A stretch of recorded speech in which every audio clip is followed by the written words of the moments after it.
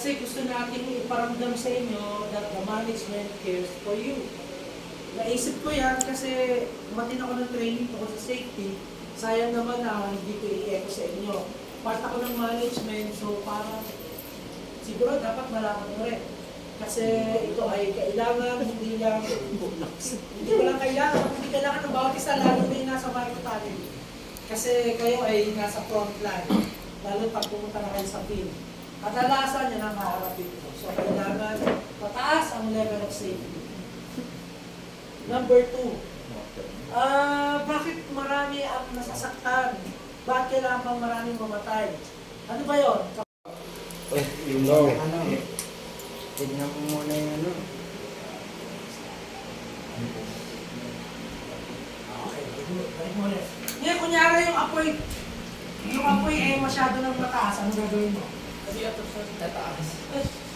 Okay, masyado ng mataas. Aim at the base of the fire. Hindi mo iaangat. Doon pa rin sir, sa baba. Saan yung base ng fire? Sa baba pa rin sir. Sa baba pa rin. Ay, nakita niya? Side to side. Ibig sabihin, pag lumalaki na yung apoy, sa base ka pa rin, sa baba pa rin. Doon sa Saan yung kanina ng source apoy. ng fire? Doon pa rin, ha? Aim at the base of the fire. And then, i-squeeze mo na yung lever, then sweep side to side.